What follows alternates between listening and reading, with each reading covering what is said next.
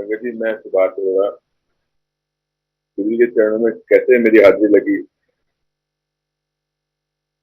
मैं आपके सामने सुनाने की कोशिश करता हूँ। कि कोई मेरे से थोड़ी गलती हो जाए तो प्लीज क्षमा कर देना। मेरी एक छोटी वर्कशॉप फिरोजबाग में हुआ करती थी, इलेक्ट्रॉनिक रिपेयरिंग, जिसमें टेप रिकॉर्ड सिस्टम वगैरह रिपेयर करता था मैं। फिरोजबाग में जाना, रोज आना डेली का काम था। एक दिन एक अंकल आए, तो सचिन, मैं उनका नाम नहीं जानता था, बाद में पता लगा उनका नाम कन्वर लाल अंकल था। वो शॉप पर आए और बोलने लगे, वहाँ एक म्यूजिक सिस्टम ठीक करना है जी, आप चलो मेरे साथ। मैंने पूछा कहाँ करना है जी, उन्होंने बोला सुल्तापुर में। अगर वो तो मेहरौली के पास है। मैंने, हाँ। मैं जब अभी शॉप पे पहुंचा ही था तो मैं जरा धूपबत्ती कर लें और थोड़ा काम निपटा लें, फिर आपके साथ चलते। अभी 11 बजे पहुंचे थे तो हम लोग 2-2:30 बजे तक वो अंकल आए, कहने लगे चले। मैं कहीं 10 मिनट और देखिए, ये हाथ का काम निपटा लें तो चलते हैं। 15-20 मिनट बाद फिर दोबारा आए, कहने लगे चले। मैं कहा जी हाँ चलते हैं। मैंने अपना टूल किट लिया और उनकी गाड़ी में उनके साथ पार्क कर दिया। सुल्तापुर सुल्तापुर एंटर किए, जैसे इम्पाल स्टेट में मेन गेट से एंटर किया तो उन्होंने कहा आपने शूज डाल, पहले उसने शूज डाल, उन्होंने मुझे भी शूज डालने को बोला। मैंने कहा जी इलेक्ट्रॉनिक का काम है, इलेक्ट्रिकल वर्क है, तो करंट लगने का डर होता है, इसलिए हम शूज नहीं उतार सकते। उन्होंने फिर जरा जोर से कहा उतार दीजिए, कुछ नहीं हुआ। फिर उनको मानते तो मैंने भी कहा शूज उतार दिए, तो 4 स्टेप करके ऊपर एम्पायर स्टेट के अंदर गए। सामने 3 स्टेप करके सामने शोकेस में म्यूजिक सिस्टम रखा था, पूरा कारपेट था। मुझे चलो लग गया भी, करंट तो नहीं लगेगा carpet. Subhash uncle, sorry disturb, फिर से इंटरप्ट कर रहा हूँ। तो आपकी आवाज ना काफी हल्की आ रही है। थोड़ा सा माइक को अपने पास रखें, फोन को पास रख के करेंगे तो आवाज ठीक आएगी। रिकनेक्ट भी करने को नहीं करता हूँ, रिकनेक्ट करता हूँ। नहीं, आई थिंक आपको सिर्फ मुंह के पास रखना है तो ठीक हो जाएगा आवाज। तो संगत जी फिर वहां पहुंचा, एम्पायर स्टेट सामने शोकेस रखा था, उसमें म्यूजिक सिस्टम था सोनी का। ठीक उसके बराबर में एक गेट आउट था। जब तक वो शोकेस से निकाल के सिस्टम रिपेयर कर रहा था, बाहर निकाल कर, वो गेट बंद था। तो जैसे सिस्टम रिपेयर किया, थोड़ा उसमें वॉल्यूम और कैसेट वगैरह डाल के चेक किया, तो थोड़ा वॉल्यूम तेज करना पड़ा, तो वो गेट के पास ही गेट खुला, इस पर जनाब खड़े हो गए। अंडर शॉर्ट में थे और सेंडो बनियान थी, डाल रखी थी। और सब लोग मेरे साथ जो खड़े थे वहां 3-4 लोग, 5 लोग, सब उन लोगों ने उनको माथा टेका और खड़े हो गए वो भी। मैं नहीं जानता था कौन है, कौन क्या कर रहे हैं, मैं अपने काम में मस्त था। ऑडियो सिस्टम रिपेयर किया, सिस्टम रिपेयर करने के बाद वहां से अपना पंजाबी कैसेट की कैसेट रखी थी। उन दिनों कैसेट का टाइम था। मेरे साथ जो सज्जन आए थे, मैंने उनको कहा सर आप गाड़ी में ना वो सज्जन कैसेट पड़ रही है ना पॉप सॉन्ग की, अभी जो बज रही थी वो दिखा दीजिए 10 मिनट के लिए, तो म्यूजिक सेट करते हैं। उन्होंने उनकी तरफ देखा, फिर कुछ हुआ ऐसा तो वो उन्होंने इशारा किया की कहता, ऐसे कहते हैं। उन्होंने कहा गुरु जी वो कैसेट मांग रहे हैं, पॉप सॉन्ग की है, फिल्मी गानों की। इसलिए आधे पैर उन्होंने कहा, वो बाहर से गाड़ी से लेके आ गए, वो कैसेट बजाया अच्छी तरह से, बीच वगैरह सेट किया, फिर उसके बाद पंजाबी सॉन्ग की जो कैसेट रखी थी सब वहां लगाई, तो उसका म्यूजिक बेटर आ गया, तो पता लग गया था हाँ अब ठीक ठीक हो गया, म्यूजिक सिस्टम ठीक हो गया। तो फिर मैंने 2-3 बार कैसेट लगाई निकाली, लगाई निकाल के चेक कर लिया। चेक करने के बाद फिर वो पंजाबी शब्द की कैसेट थी, तो अच्छी लगने लगी, मैंने वो चला के छोड़ दी। फिर ऊपर से उन्होंने, जैसे वहां चौखट पर ही खड़े थे, उन्होंने फिर कहा ठीक हो गया। मैं कहा हाँ जी भाई साहब ठीक हो गया, चेक कर लो। में जो 5-7 लोग वहां खड़े थे मंद मंद मुस्काने लगे। मैं कहा चलो हंस रहे हैं, कोई बात नहीं। वो सज्जन जो वहां खड़े थे चौखट के ऊपर, वहां सामने एक सोफा रखा था, वहां जाके बैठ गए। फिर जितने भी 4-5 लोग 7 लोग वहां खड़े थे, सब लोग लाइन लगा के ना वहां माथा टेकने लगे। तो अभी तो इन्होंने माथा टेका, फिर दोबारा माथा टेक रहे हैं, पता नहीं, चलो उनके कोई होंगे बुजुर्ग। अच्छा, उनको देखा देखी तो मैंने अपना सेट वगैरह सिस्टम पैक करके ना भी हल्का लाउड म्यूजिक में चला के छोड़ दिया। मैं चेक कर ले, कोई प्रॉब्लम होगी तो सामने आ जाएगी। बट वो ठीक चलता रहा, और मैं भी उनके पीछे पीछे जाकर माथा टेकने के लिए खड़ा हो गया लाइन पे। सबसे लास्ट में मैं खड़ा हुआ, फिर उन्होंने पूछा, माथा टेका मैंने। माथा टेकने के बाद फिर उन्होंने पूछा, ठीक हो गया? मैं कहा, हाँ जी भाई साहब ठीक हो गया, चेक कर लो। फिर सब लोग मंद मंद हंसने लगे, आजू बाजू सब लोग बैठ गए, मैं वहां साइड पे खड़ा रहा। तो एक मैडम बैठी थी, उनको वो सीट पे जो बैठे थे सज्जन, उनको उन्होंने कहा, एनु सत्संग कर। तो मैडम ने मुझे सत्संग सुनाया। जैसे सत्संग सुनाती गई, मेरा तो पानी पानी हो गया। फिर तो क्या था, चाय प्रसाद आ रही है, शरबत प्रसाद आ रहा है, लंगर प्रसाद आ रहा है, मतलब जैसे कि हफ्ते भर का भोजन मेरे को वहां से मिल गया। तंदुरुस्त एकदम फिट होके खा लिया। इतना खाया कि फिर सब लोगों ने आज्ञा ली। सबसे पीछे मैं भी खड़ा हो गया लाइन लगा के, सबसे पीछे। फिर रात की 11 साढ़े 11 बज गई थी, तो आज्ञा ली तो उन्होंने कहा, ठीक हो गया? मैं, सॉरी गुरु जी, माफ कर दो, नहीं पता सीगा। गुरु जी कहते हैं, और नहीं भाई साहब ठीक है, जाओ, कोई गल नहीं, गुरु जी कहते हैं। फिर मैंने जोर से पैर पकड़ लिया, सॉरी गुरु जी, मैंने नहीं पता सीगा। फिर उन्होंने पूछा, कित्थों आना है? मैं कहा, जी मैं रोली से आता हूँ, रोलबाग मेरी वर्कशॉप है। अच्छा, गुरु जी कहते, तू तो सादा गवांडी हो गया, मतलब एक गांव के हो गया। तो उस तरह गुरु जी का आना शुरू हुआ। फिर गुरु जी से इतना प्यार हो गया, गुरु जी कभी 2 बजे बुला लेते दोपहर को, कभी 2:30 बजे, कभी 3 बजे, ऐसे हफ्ते भर में 3-4 बार बुला लेना उन्होंने।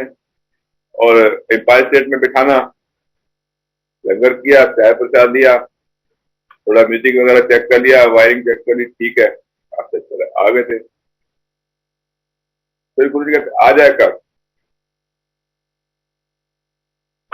फिर गुरु जी ने कहा, आया कर, आंटी ने डाल आया कर। गुरु जी, ऐसे हमारा गुरु जी के साथ जुड़ना हुआ। जून 2001 की बात है, जब से हम वहां स्टार्ट हुए जाना। उसके बाद तो गुरु जी जैसे सेवा देते थे, तो लगता था कि ऐसे परिवार का बड़ा कोई हमारे हमें कह रहा है कि एक काम करना है, ये हो गया जी। जैसे कोई सेवा देते गुरु जी, तुरंत उनको पता नहीं विश्वास था या मेरे से वो कराते थे, उनकी लीला उनको पता। जो मेरे से काम नहीं भी हो पाते थे, वो भी मुझे बताते थे, तो मैं वो सब कर लेता था। तब उनकी कृपा थी, तभी हो जाते थे। ऐसे ही एक बार मंडे का दिन था, हम लोग बड़े मंदिर में गए हुए थे, मेरी आंटी, मैं, बच्चे। और वहाँ एक देवता अंकल साहब है, उनकी आंटी, उनका बेटा हितेश, ऊपर से गुरु जी आ गए, कैसा 1 नंबर गाड़ी में, बड़े मंदिर में आ गए। मंदिर आए तो मथा टेका, गुरु जी कहते, तू इससे भी आ जाना है? गुरु जी कहते हैं, तुम्हारे बिना दिल ही नहीं लग रहा। अच्छा, आ जाते। आंटी अंकल आगे आगे जा रहे थे, चित्रा आंटी अंकल, हम लोग उनके पीछे पीछे। अंकल आंटी ने कुछ बातें की गुरु जी से, हितेश अंकल ने भी कहा, गुरु जी मेरी नौकरी लगा दो। गुरु जी कहते, तेरे नौकरी से छोकरी दोनों कट्ठे दे आगे। हमारी हंसी सी आ गई। आंटी ने कहा, उनको देखा देखी, मेरी आंटी ने कहा, गुरु जी मैं भी कोई काम करना है। मेरी आंटी को कहते हैं, तू की काम करना है? क्या घर वाले की सेवा कर। फिर कुछ दिन बाद गुरु जी पास से बड़े मंदिर थे, हम लोग वहाँ थे तो मेरी आंटी नहीं थी। गुरु जी ने कहा जा मंजी ले आ चुप के। आपने देखी होगी गुरु जी की जो चारपाई मंजी बहुत बड़ी है, 2 लोगों से उठती है वो। तो गुरु जी ने ऐसा आदेश दिया तो जैसे हनुमान जी पहाड़ ले आए थे ऐसे मंजी उठा के ले आए। जो समाधि वाला पार्क है वहाँ पार्क पहले होता था, पार्क समाधि हो गई है। वहां कोने में मंजी ला दी और वहां बैठ गए गुरु जी। गुरु जी बैठ गए और गुरु जी कहते हैं तू की करना है? गुरु जी लेक्चर में कहते हैं अच्छा आंटी की कर दी है? गुरु जी कहते गुरु जी वो कार्य होगी जी, और टीचर लगा देगा गुरु जी कहते हैं। मैं कहा, "जी, गुरु जी।" तो जैसे गुरु जी कहते जी गुरु जी कहते थे। अब ऐसे बातें करते थे। मान लो 3-4 घंटे बैठे रहे गुरु जी मंजी पे। वहां गर्मी सी लगने लगी तो गुरु जी का गर्मी लग रही है। मैंने कहा चलो गुरु जी हूं इंतजाम करने हैं। पीछे नीचे पार्किंग में बेसमेंट में फराटा पंखा रखा था।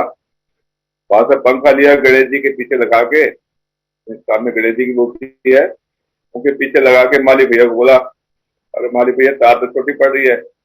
उन्होंने कहा चलो बेसमेंट से तार का बंडल उठा लो। मैंने 2 तारे पंखे में स्विच करके जोड़ी, दोनों नेगेटिव पॉजिटिव मेरे हाथ में थे। 2 सिरे माली भैया को पकड़ा दिए तो सामने पलग में लगा दीजिए। अब छोटे गेट में एंट्री करते हैं, छोटे गेट में लेफ्ट साइड पे स्विच बोर्ड लगे हुए हैं, वहां लगा दिया। माली भैया ने स्विच ऑन कर दिया, दोनों नेगेटिव पॉजिटिव मेरे हाथ में। मैं उधर गुरु से पूछा गुरु जी आ रही है? कहती हाँ ये आ जा आ जा। अब मेरे हाथ में यूं कैसे छोड़ा मैंने उनको तारों को नीचे, और जब मैंने वहां रियलाइज किया मेरे हाथ में नेगेटिव पॉजिटिव दोनों। गुरु जी ने देखो पता नहीं लगने दिया और मुझे बचा भी दिया। फिर गुरु जी के पास भाग के पहुंच गए।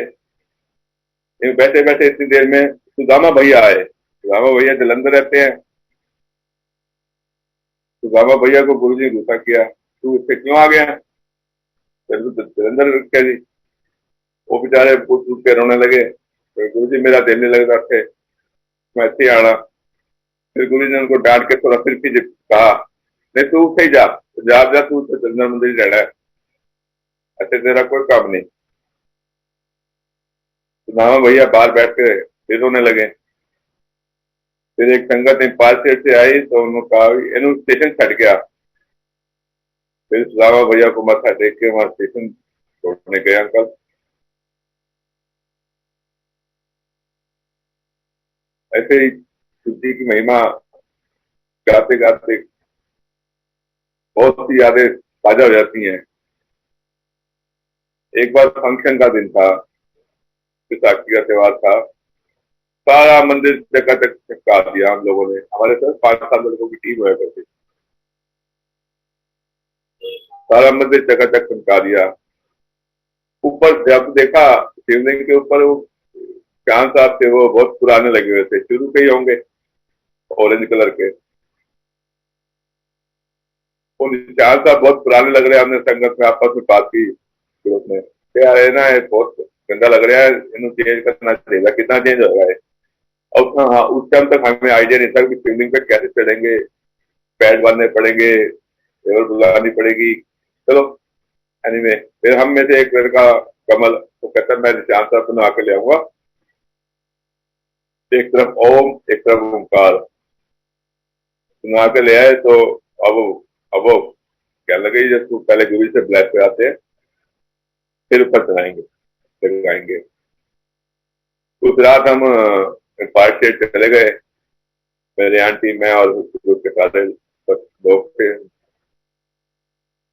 पार्क से गए तो उनको हमने कहा गुरु जी ब्लैक करना है। तो वहां कक्कड़ अंकल जाने ना दे, नहीं हो गया जाओ।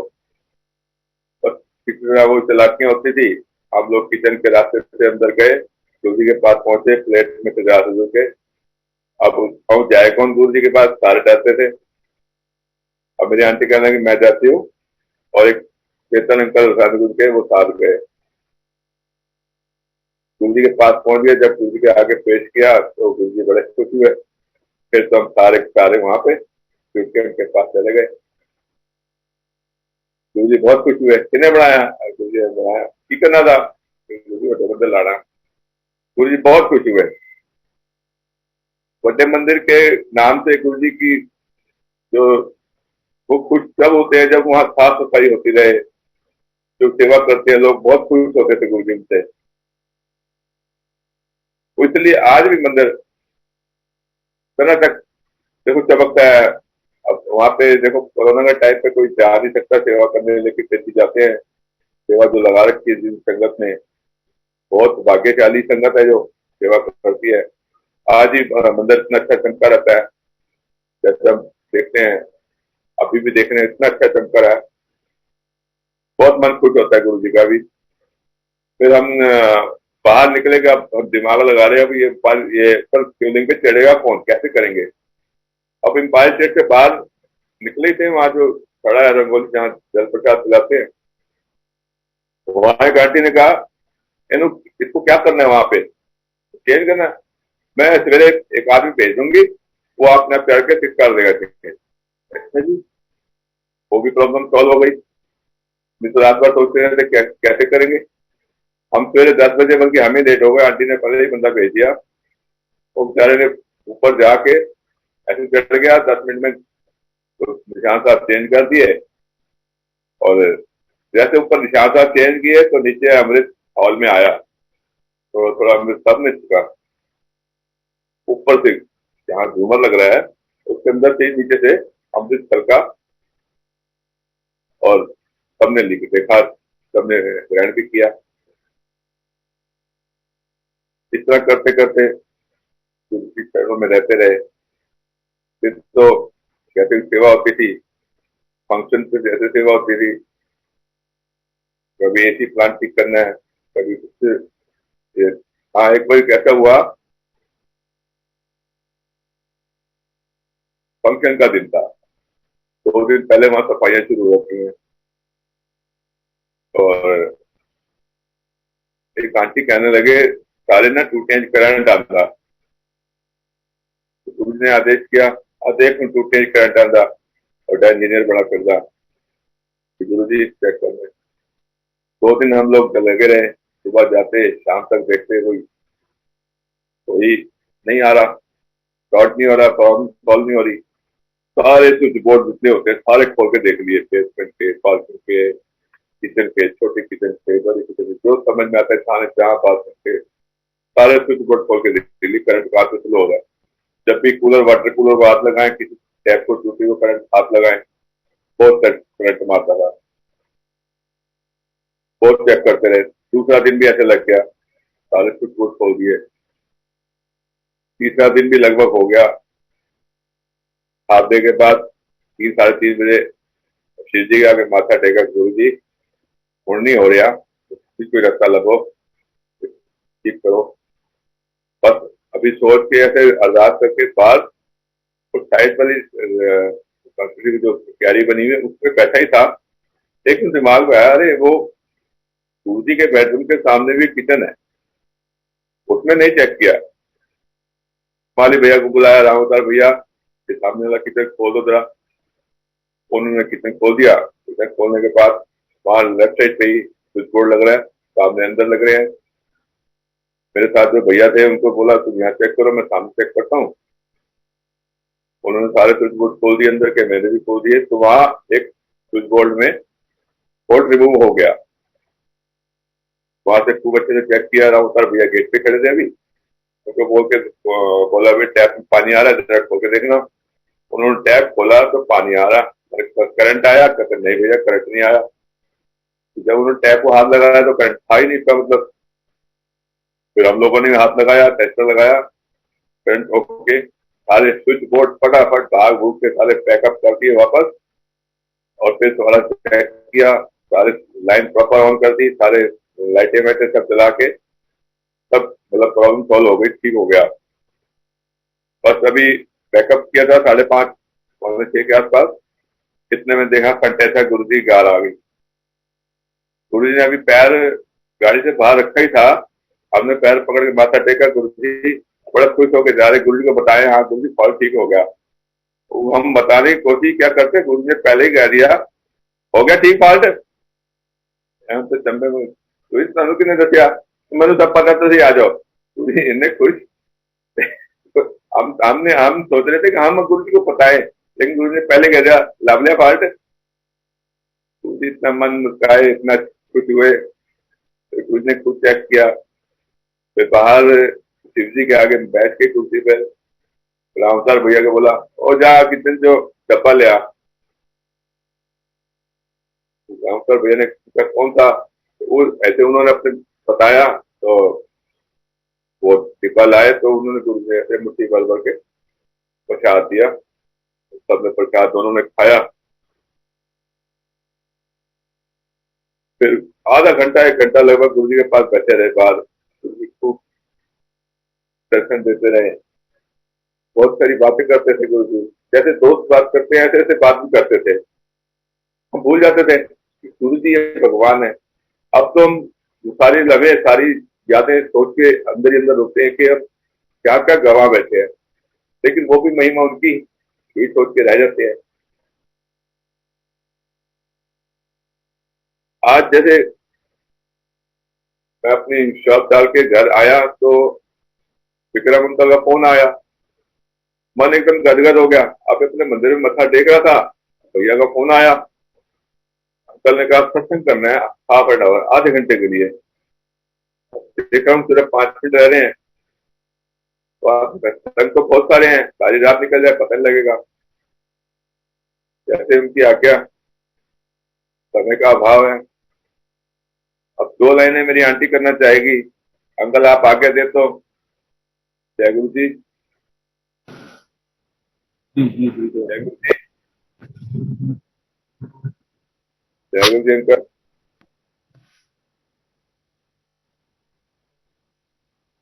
जी अंकल। जी कर सकते हैं। अंकल जी बिल्कुल आप आंटी को शेयर करवा सकते हैं। हाँ जी, thank you uncle, thank you very much.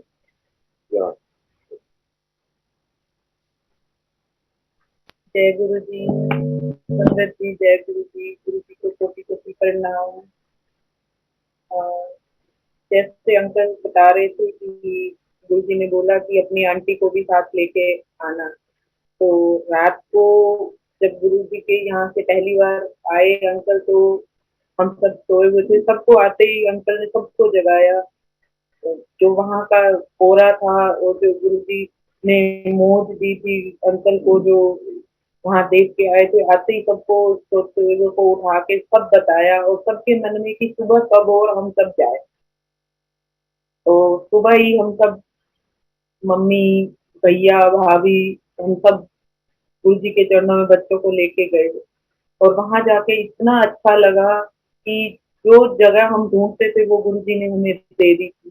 तो गुरु जी का शुक्राना, गुरु जी ने इतनी संगत में से हमें भी अपने चरणों की बैठने का, अपने चरणों में लगाने का मौका दिया। गुरु जी का शुक्राना, लख लख शुक्राना गुरु जी। थैंक यू गुरु जी, आपने अपने दर्शन देने के लिए हमें बुलाया, शुक्राना गुरु जी। तो जब हम वहां जाते थे, देखते थे कि गुरु जी सबसे बात करते हैं और हम बात नहीं करते हैं।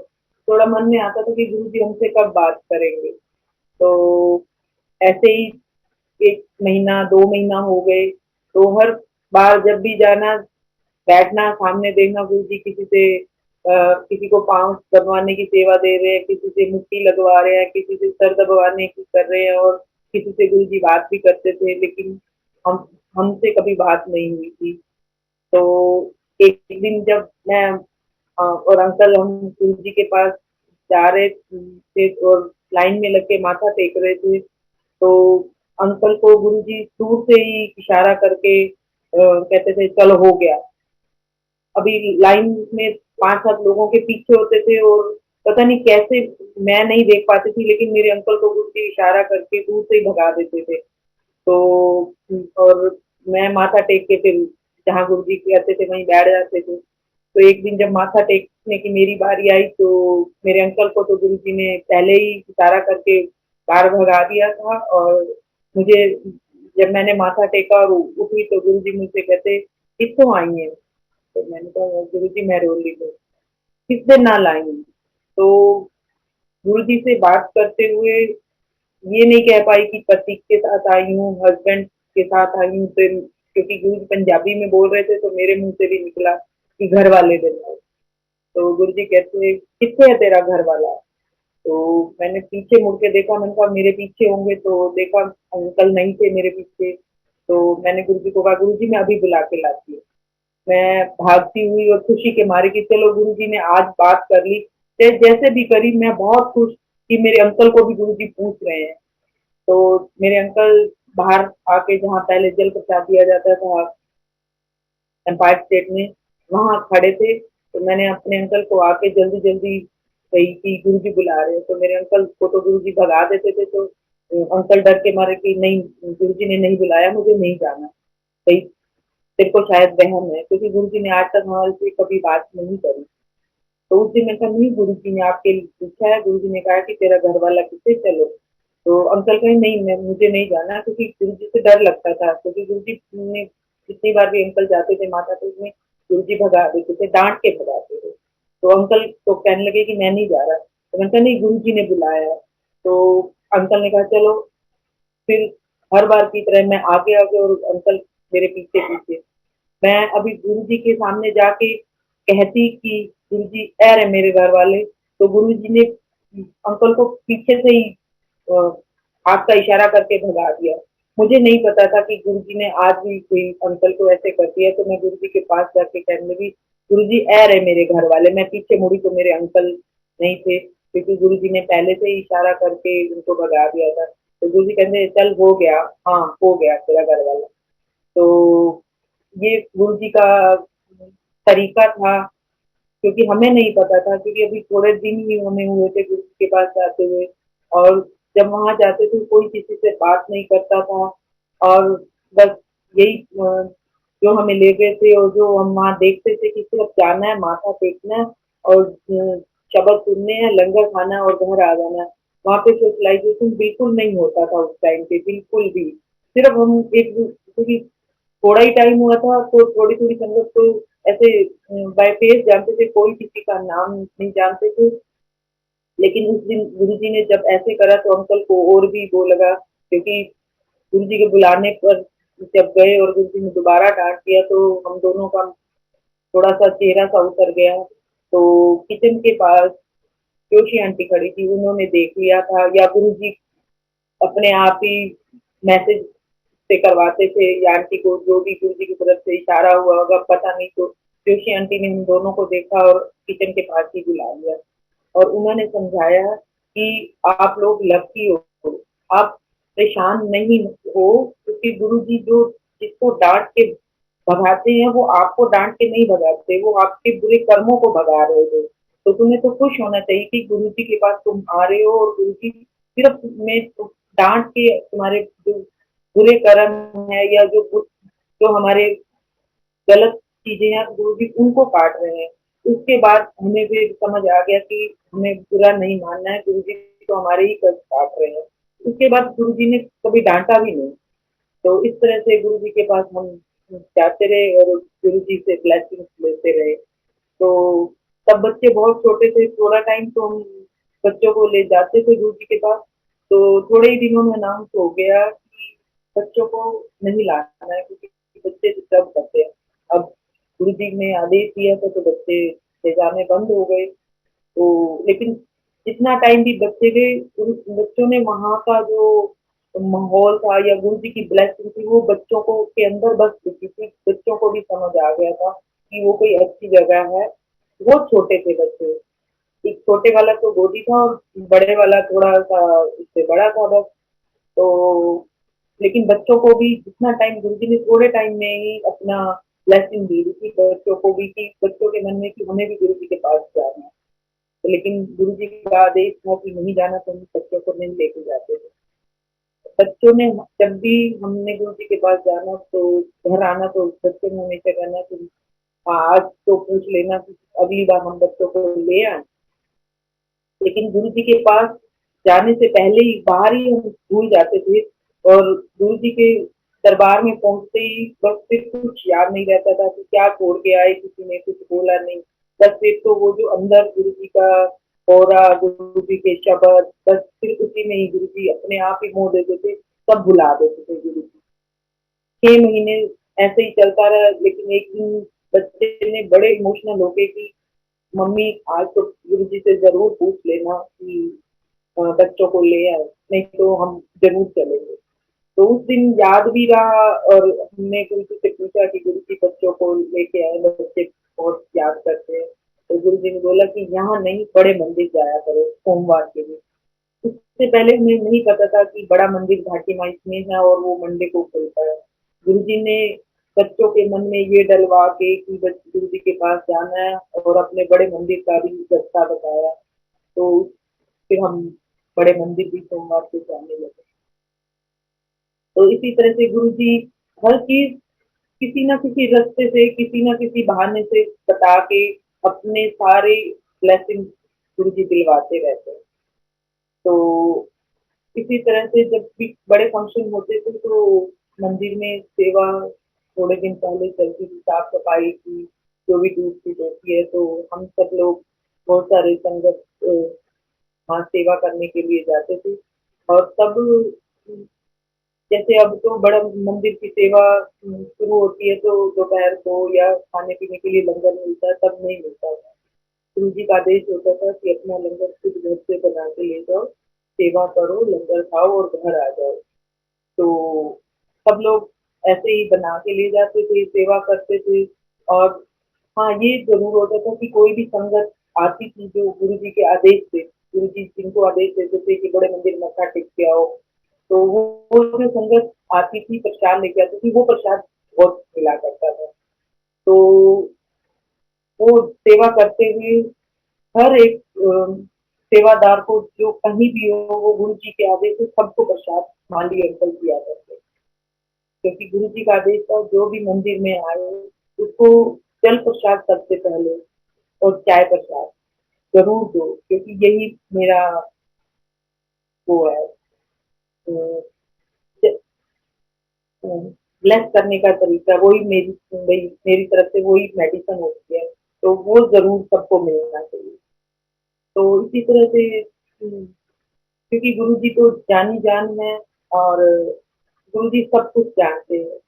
इसी तरह से ये कोई फंक्शन था, याद नहीं है किस चीज का फंक्शन था, सेवा चल रही थी, शायद गुरु जी का बर्थडे था या विशाखी की, याद नहीं थी। तो हम सेवा कर चुके थे सब लोग और लंगर भी हो चुका था। उसके बाद गुरु जी का आदेश होता था कि 2 बजे के बाद संगत वहां से चली जाए, क्योंकि वहां पे लंगर तैयार होना होता था सत्संग डे के लिए, एम्पायर स्टेट के लिए। तो हम सब लोग सेवा करके लंगर करके बाहर निकलने ही वाले थे।